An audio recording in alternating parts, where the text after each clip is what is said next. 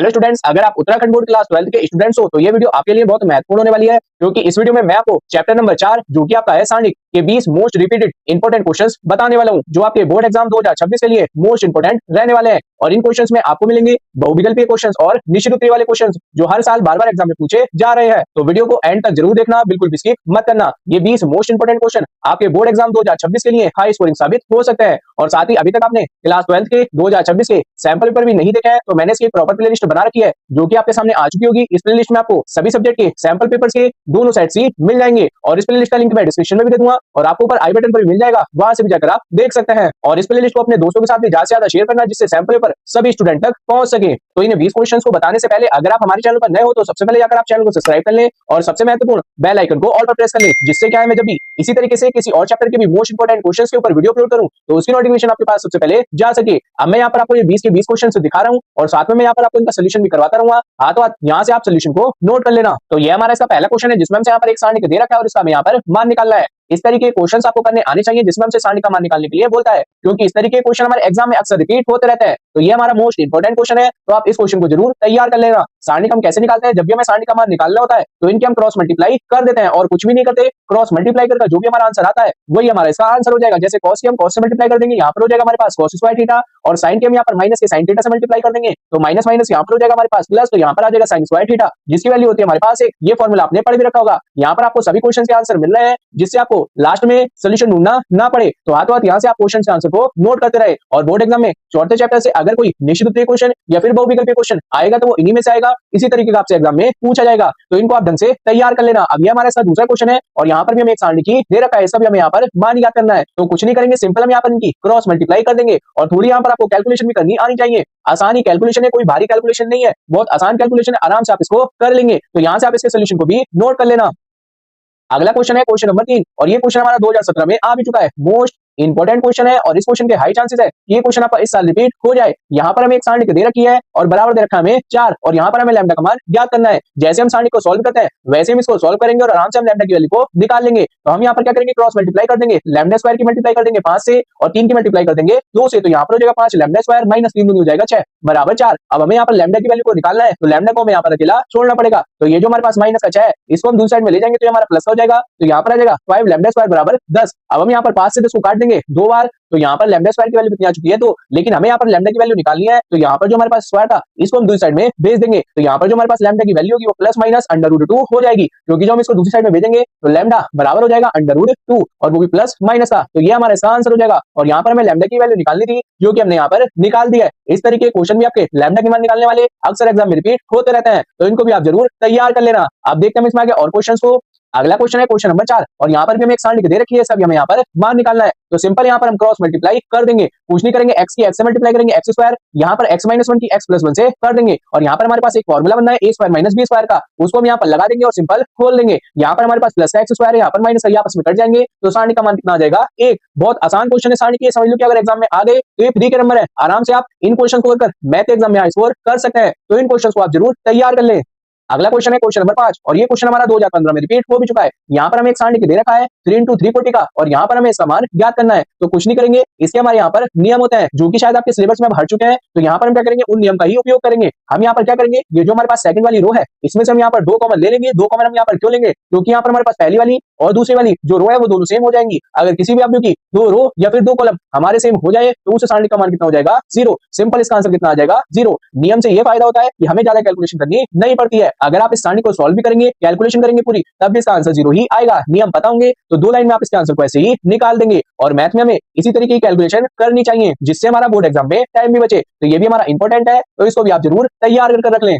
अगला क्वेश्चन है question number 6 और क्वेश्चन नंबर 7। क्वेश्चन नंबर 6 में हमें यहाँ पर एक सारणिक दे रखा है और हमसे यहाँ पर बोल रखा है कि अवयव 3 का हमें यहाँ पर उपसारणिक निकालना है। और यहाँ पर आप देख भी सकते हैं कि ये क्वेश्चन आपका 2016 में आ भी चुका है। तो उपसारणिक हम कैसे निकालते हैं वो यहाँ पर मैं आपको बता देता हूँ। और उपसारणिक को हम यहाँ पर m से लिखते हैं। जैसे हमसे यहाँ पर अवयव 3 का उपसारणिक पूछा है तो 3 है हमारे पास यहाँ पर, तो हो जाएगा m21। तो यहाँ पर जो हमारे पास अवयव 3 है तो इसके सामने वाली जो रो होगी इसको छोड़ देंगे और ये जो हमारे पास कॉलम होगा इसको छोड़ देंगे। बाकी जो अवयव बचेंगे उसको यहाँ पर हम लिख देंगे, वो हमारे पास अवयव 3 का क्या हो जाएगा उपसारणिक। तो उपसारणिक निकालने के लिए आपका एक नंबर में आ आ जाता है तो इसको भी आप जरूर तैयार कर लेना, इंपॉर्टेंट क्वेश्चन है। वैसे तो पूरा चैप्टर ही आसान है, पूरे चैप्टर को आप ढंग से तैयार कर ले। अगला क्वेश्चन है क्वेश्चन नंबर 7। अगले क्वेश्चन में भी हमें यहाँ पर एक अवयव दे रखा है जिसमें हमें अवयव 6 का सहखंड ज्ञात करना है, यानी कि हमें यहाँ पर एडजॉइंट ए को ज्ञात करना है। तो उसका फॉर्मूला होता है हमारे पास ए, यहाँ पर हमारे पास जो भी अवयव दे रखा होगा उसके हिसाब से, जैसे यहाँ पर दे रखा है 6, तो 6 हमारा है यहाँ पर, यानी कि A23, तो A23 बराबर होगा माइनस के 1 और यहाँ पर हो जाएगा 2 प्लस 3 और यहाँ पर हो जाएगा M23, तो यहाँ पर माइनस के की पावर कितनी हो जाएगी 5, तो यह आएगा यहाँ पर हमारे पास माइनस में। और M23 का मतलब मैंने आपको बताया था कि यहाँ पर जो हमारे पास 6 है तो इसके सामने वाली रो को और याले कॉलम को छोड़ देंगे।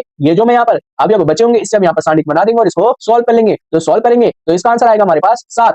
7 के हम यहाँ पर माइनस से मल्टीप्लाई कर देंगे तो ये हो जाएगा माइनस के 7, यानी कि अवयव 6 का सेकंड क्या हो जाएगा हमारे पास माइनस के 7। बहुत आसान होता है और इस तरीके के आपके पास लॉन्ग क्वेश्चन भी आ जाता है, तो इसको आप जरूर तैयार कर लेना। ये भी आपका 2017 में आ चुका है, बहुत साल से रिपीट नहीं हुआ है, इस साल आने के इनके हाई चांसेस है, निश्चित उत्तरी में भी और बहुविकल्पी में भी। और स्टूडेंट्स यहाँ पर मैं आपको बता देता हूँ कि आप मैथ में किस तरीके से हाई स्कोर कर सकते हैं, उसके लिए क्या सीक्रेट होता है। तो मैथ में हाई स्कोर करने के लिए कोई सीक्रेट नहीं होता है, बस आपको सही क्वेश्चंस का बार बार रिवीजन करना होता है। आपको ज्यादा क्वेश्चंस नहीं करने एग्जाम के लिए, बस आपको इंपॉर्टेंट क्वेश्चंस का ही बार बार रिवीजन करना है, जिससे आपकी प्रैक्टिस बहुत बढ़िया हो जाएगी और आराम से आप एग्जाम में क्वेश्चन करके आ जाएंगे और आराम से आप मैथ में हाई स्कोर कर पाओगे। और स्टूडेंट्स अगर आपको ये वीडियो यहाँ तक पसंद आ रही हो तो कमेंट में जरूर लिखना कि यस सर हम तैयारी कर रहे हैं। अब देखते हैं हम आगे और मोस्ट इंपोर्टेंट क्वेश्चंस को।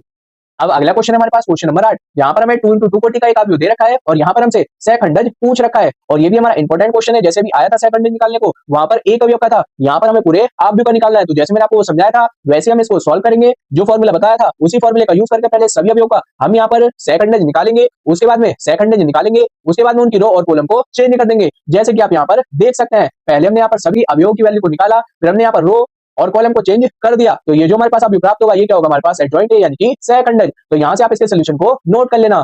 अगला क्वेश्चन है क्वेश्चन नंबर 9। जहां पर हमें एक अवयव ए दे रखा है और यहाँ पर हमें सारणी का मान ज्ञात करना है, और ये हमारा 2018 में आ चुका है। मोस्ट इंपॉर्टेंट क्वेश्चन है, इस तरीके के क्वेश्चन आपके जरूर आएंगे, ये मैं आपको पहले ही बता देता हूँ, अच्छी तरीके से आप तैयारी कर रख ले। सोल्यूशन मैंने दे रखा है, सारणी को सॉल्व कैसे करते हैं, क्रॉस मल्टीप्लाई कर देते हैं, बहुत बार मैं यहाँ पर आपको बता चुका हूँ, बस आप कैलकुलेशन की अच्छी तरीके से प्रैक्टिस कर लें। अगला क्वेश्चन है क्वेश्चन नंबर 10, जिसमें हमें यहाँ पर दो सारणी दे रखे हैं और यहाँ पर हमें x का मान ज्ञात करना है। मोस्ट रिपीटेड क्वेश्चन है और इस क्वेश्चन के 2026 में आने के सबसे ज्यादा हाई चांसेस हैं। अगर आपकी किस्मत बढ़िया रही तो ये आपका 2 नंबर में भी आ सकता है। तो इसको हम कैसे करेंगे, कुछ नहीं करेंगे, एक साइड में हम सारणी सॉल्व करेंगे और दूसरी साइड में भी हम यहाँ पर सारणी को सॉल्व करेंगे। 3 की हम यहाँ पर 1 से मल्टीप्लाई करेंगे 3 आ जाएगा, x की x से करेंगे यहाँ पर हो जाएगा x स्क्वायर बराबर 3 की 1 से करेंगे 3 और 4 दूनी 8। अब हमें यहाँ पर x की वैल्यू को निकालना है, तो x को हम यहाँ पर अकेला छोड़ देंगे। तो उसके लिए हम यहाँ पर क्या करेंगे, 3 से हम यहाँ पर 3 को काट देंगे, माइनस के x स्क्वायर बचेगा बराबर माइनस के 8 से माइनस काट देंगे, x स्क्वायर बराबर हो जाएगा 8, x बराबर हो जाएगा अंडर रूट 8, तो x बराबर हो जाएगा यहाँ पर हमारे पास अंडर रूट में 8, इसको हम लिख सकते हैं 2 गुणा 2 गुणा 2, जिसमें से हमारे पास 2 बाहर आ जाएंगे, तो यहाँ पर हो जाएगा हमारे पास 2 अंडर रूट 2। तो यहाँ पर हमारा अंडर रूट था इसलिए संख्या हो जाएगी हमारे पास प्लस माइनस की, तो x की यहाँ पर हमारे पास 2 वैल्यू आ जाएंगी और ये हमें चौथे वाले ऑप्शन में दे रखा है, इसलिए जो हमारा चौथा वाला ऑप्शन होगा ये हमारा इसका आंसर हो जाएगा। अगला क्वेश्चन है क्वेश्चन नंबर 11, जिसमें हमें यहाँ पर एक त्रिभुज के शीर्ष दे रखा है और हमसे यहाँ पर त्रिभुज का क्षेत्रफल निकालने के लिए बोल रखा है और 4 ऑप्शन हमें यहाँ पर दे रखा है। ये भी हमारा मोस्ट इंपोर्टेंट क्वेश्चन है, इस क्वेश्चन को भी आप जरूर तैयार कर लेना, शॉर्ट क्वेश्चन के लिए भी और लॉन्ग क्वेश्चन के लिए भी अक्सर एग्जाम में रिपीट होता रहता है। तो इसमें हम यहाँ पर क्या करेंगे, हमें सबसे पहले त्रिभुज का क्षेत्रफल का जो फॉर्मूला होता है वो हमें पता होना चाहिए। तो उसका फॉर्मूला होता है हमारे पास सारणिक बराबर होगा 1/2, सारणिक के अंदर x1 x2 x3 y1 y2 y3 1 1 1, ये क्या हो जाएगा हमारे पास सारणी हो जाएगा। इसमें हम इन सभी की वैल्यू को रखकर इस सारणी को सॉल्व कर लेंगे जैसे कि हमने यहाँ पर कर रखा है, और यही हमारे इसका आंसर भी हो जाएगा, जो कि हमें पहले वाले ऑप्शन में दे रखा है। तो हम यहाँ पर लिख देंगे कि आता है जो हमारा पहला वाला विकल्प होगा वो क्या होगा हमारा सही होगा। इस तरीके के क्वेश्चन के आपके इस साल के लिए हाई चांसेस है, तो आप इनको जरूर तैयार कर लेना। अगला क्वेश्चन है क्वेश्चन नंबर 12, जहां पर हमसे बोल रखा है यदि a एक 3 into 3 कोटि का वर्गाव्यूह है तो हमें यहाँ पर सारणिक के a की मान ज्ञात करना है, और ये हमारा 2022 में आया हुआ है। इस तरीके का एक क्वेश्चन आपका लास्ट में भी आएगा, तो इस क्वेश्चन को आप ध्यान से समझ लेना। 4 ऑप्शन हमें यहाँ पर दे रखे हैं, कैसे करेंगे, तो यहाँ पर हमसे 3 into 3 कोटि का वर्गाव्यूह दे रखा है और हमें इसका मान ज्ञात करना है। तो पहले हम यहाँ पर जो n into n कोटि के लिए फॉर्मूला होता है उसको लिख लेते हैं, जो कि आप यहाँ पर देख सकते हैं कि यहाँ पर सारणिक के a बराबर होगा k की पावर n सारणिक a के, तो ये हमने लिख दिया n कोटि के लिए, क्योंकि यहाँ पर k क्या है हमारे पास एक वास्तविक संख्या है, तो k की जगह पर अगर कोई भी संख्या होती है हमारी उस सारणी के अंदर मल्टीप्लाई करते हैं तो उसको हम अलग कर भी लिख सकते हैं। तो यहाँ पर हमारे पास n कोटि का अवयव है, लेकिन क्वेश्चन में हमें 3 into 3 कोटि का वर्गाव्यूह दे रखा है, तो यहाँ पर n की जगह कितना आ जाएगा 3, तो सारणिक के a का मान क्या हो जाएगा k की पावर 3 और सारणिक a। अब ये हम यहाँ पर देख लेंगे कौन से वाले ऑप्शन में दे रखा है, ये हमें दे रखा है चौथे वाले ऑप्शन में, और यहाँ पर हमने n की जगह 3 रख दिया और कुछ भी नहीं करा है, क्योंकि यहाँ पर हमारे पास कोटि चेंज है क्वेश्चन में, तो इसलिए हमारा चौथा वाला विकल्प होगा वो हमारा सही हो जाएगा। इन क्वेश्चन को करने के लिए आपको दिमाग का यूज करना पड़ेगा और इस फॉर्मूले को ध्यान रखना, ये आपका आगे भी काम में आने वाला है। अगला क्वेश्चन है क्वेश्चन नंबर 13। यहाँ पर हमसे बोल रखा है यदि ए एक n इंटू एन कोटि का वर्गाव्यू है तब एडजॉइंट ए होगा, ये हमें बताना है। तो यहाँ पर आपने फॉर्मूला पढ़ रखा होगा जिसका सोल्यूशन हमारा यहाँ से स्टार्ट हो जाएगा कि ए इनवर्स बराबर होता है एडजॉइंट ए अपॉन सारणिक ए। तो यहाँ से हम एडजॉइंट ए की वैल्यू को निकाल लेंगे जो कि हमने यहाँ पर रख रखी है। अब हम यहाँ पर क्या करेंगे, इसको दो टुकड़ों में तोड़ देंगे। एक आ जाएगा सारणिक ए की पावर n और सारणिक ए इनवर्स। फिर हम क्या करेंगे, सारणिक ए इनवर्स को 1 अपॉन ए सारणिक के रूप में लिख देंगे। और यहाँ पर ये तीनों लिखे हुए हो तो आपस में कैसे होते हैं, बराबर होता है। तो इसको हम सारणी में अंदर कर भी लिख सकते हैं और बाहर कर भी लिख सकते हैं, जो हमारे पास इनवर्स था। अब यहाँ पर हमारे पास आधार समान है और घाते अलग अलग है, तो इनको क्या कर देंगे, जोड़ देंगे। तो यहाँ पर हो जाएगा a इनवर्स की घात n-1, ये हो जाएगा हमारे पास सारणिक एडजॉइंट ए का मान जो हमसे पूछ रखा था। और ये हमें यहाँ पर सेकंड वाले ऑप्शन में दे रखा है, तो इसका जो सेकंड वाला ऑप्शन होगा वो हमारा इसका आंसर हो जाएगा। तो इन क्वेश्चंस को करने के लिए आपको थोड़ा दिमाग लगाना पड़ेगा, तभी आप इस तरीके के क्वेश्चंस को कर पाएंगे। और इस तरीके के क्वेश्चन हमारे बहुत कम रिपीट होता है एग्जाम में, क्या पता इस साल ये आपके आ जाए। अगला क्वेश्चन है क्वेश्चन नंबर 14 और क्वेश्चन नंबर 15। इस तरीके के क्वेश्चन भी आपके एग्जाम में आ सकते हैं। इसमें हमसे बोल रखा है किसी आव्यूह के सारणिक मान संभव है यदि आव्यूह है। यहाँ पर हमसे पूछ रखा है यदि किसी आव्यूह के सारणिक मान संभव हो तो वो हमारा जो आव्यूह होगा वो हमारे किस प्रकार का होगा, तो वो हमारा आव्यूह किस प्रकार का होगा, वर्ग आव्यूह। चाहे वो हमारा 2 इंटू 2 कोटि का हो या फिर 3 इंटू 3 कोटि का हो, उनके सारणिक के मान निकालना संभव है। अगला क्वेश्चन है क्वेश्चन नंबर 15, जिसमें हमें यहाँ पर एक सारणिक दे रखा है और हमें यहाँ पर x का मान ज्ञात करना है। बहुत आसान क्वेश्चन है, क्रॉस मल्टीप्लाई कर देंगे। x की 1 से हो जाएगी x आ जाएगा, माइनस 3 दूनी हो जाएगा 6 बराबर 8 हमारे पास चल रहा है। x की वैल्यू निकालनी है तो माइनस के 6 को दूसरी साइड में भेज देंगे, तो x बराबर 8 और 6 हो जाएगा 14। तो x का मान कितना आ जाएगा, 14, जो कि हमें तीसरे वाले ऑप्शन में दे रखा है। तो ये ऑप्शन हमारा इसका आंसर हो जाएगा। अगला क्वेश्चन है क्वेश्चन नंबर 16 और क्वेश्चन नंबर 17। क्वेश्चन नंबर 16 में हमसे यहाँ पर बोल रखा है यदि आई एक तत्समक आव्यूह है तो यहाँ पर हमें सारणिक आई का मान ज्ञात करना है। अगर आपको समझ में आ रहा होगा क्वेश्चन तो इसका आंसर आपको समझ में आ गया होगा। जिनको समझ में नहीं आया उनको मैं यहाँ पर समझा देता हूँ। हमारे पास एक तत्समक आव्यूह है 1 0 0 1, ये आपको पता होगा। अगर हम यहाँ पर इस सारणिक का मान निकालते हैं तो वो हमारा कितना आएगा वो मैं यहाँ पर बताना है। सिंपल इनकी क्रॉस मल्टीप्लाई कर देंगे, 1 माइनस 0 आ जाएगा, यानी कि इसका आंसर कितना आएगा, 1। तो ये मैं दे रखा है थर्ड वाले ऑप्शन में, तो थर्ड वाला ऑप्शन हमारा इसका आंसर हो जाएगा। अगला क्वेश्चन है क्वेश्चन नंबर 17, जिसमें हमसे बोल रखा है यदि एक विक्रम आव्यूह है तो ए इनवर्स के हमें यहाँ पर मान बताना है। फॉर्मूला आपने पढ़ रखा है, ए इनवर्स बराबर होता है एडजॉइंट ए अपॉन सारणिक ए, तो ये दे रखा है बी वाले ऑप्शन में, तो ये ऑप्शन इसका आंसर हो जाएगा।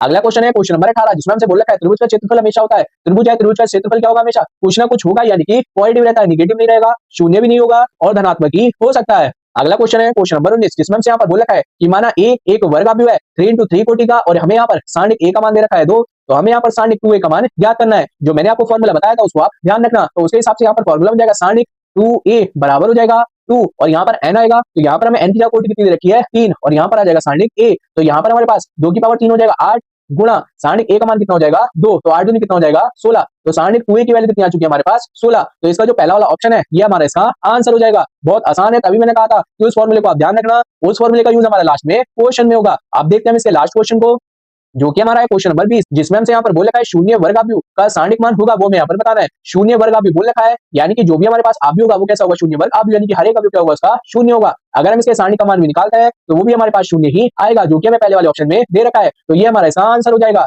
बहुत आसान क्वेश्चन है सारे के सारे, बस यहाँ पर आप इन क्वेश्चंस को ढंग से तैयार कर लेना, इन्हीं में से आपको कोई ना कोई क्वेश्चन बोर्ड एग्जाम 2026 में मिल जाएगा। तो यहाँ पर मैंने आपको चैप्टर नंबर 4 के 20 के 20 मोस्ट इंपोर्टेंट क्वेश्चंस बता दिए हैं, बस आप इन क्वेश्चंस को ढंग से तैयार कर लेना। तो यहाँ पर मैंने आपको चैप्टर नंबर 4 के 20 मोस्ट इंपोर्टेंट क्वेश्चंस बता दिया है। अगर आप बोर्ड एग्जाम 2026 में मैथ में हाई स्कोर करना चाहते हो तो इन क्वेश्चंस को बढ़िया तरीके से तैयार कर लेना। और अगर आप मैथ के और भी मोस्ट इंपोर्टेंट क्वेश्चंस देखना चाहते हो तो मैंने इसकी प्रॉपर प्लेलिस्ट बना रखी है, कुछ प्लेलिस्ट आपके सामने आ जाएंगी और इन सभी प्लेलिस्ट का लिंक मैं डिस्क्रिप्शन में भी दे दूंगा, वहां से जाकर आप देख लेना। और इन प्लेलिस्टों को अपने दोस्तों के साथ में जरूर शेयर करना, क्योंकि इनमें ऐसे मोस्ट इंपोर्टेंट क्वेश्चन है जिनके हाई चांसेस है इस साल रिपीट होने के। और साथ ही अगर आप और भी सब्जेक्ट के मोस्ट इंपोर्टेंट क्वेश्चंस देखना चाहते हो तो उनकी मैंने प्रॉपर प्लेलिस्ट बना रखी है, जिनको आप प्लेलिस्ट में से जाकर देख सकते हैं। तो स्टूडेंट्स, ये थे हमारे चैप्टर नंबर 4, जो कि हमारा था सारणिक के 20 most important question board exam 2026 के लिए। तो इन क्वेश्चंस को आप ढंग से तैयार कर लेना। और अगर ये वीडियो आपके लिए थोड़ी सी भी हेल्पफुल रही हो तो वीडियो को लाइक करें, शेयर करें और कमेंट करके जरूर बताएं कि नेक्स्ट आपको किस चैप्टर के मोस्ट इंपोर्टेंट क्वेश्चन चाहिए। और इस वीडियो को अपने दोस्तों के साथ ज्यादा से ज्यादा शेयर करना बिल्कुल ना भूलें। और अगर आप उत्तराखंड बोर्ड की कोई भी new update, sample papers, important question, sample papers की सॉल्यूशन वीडियो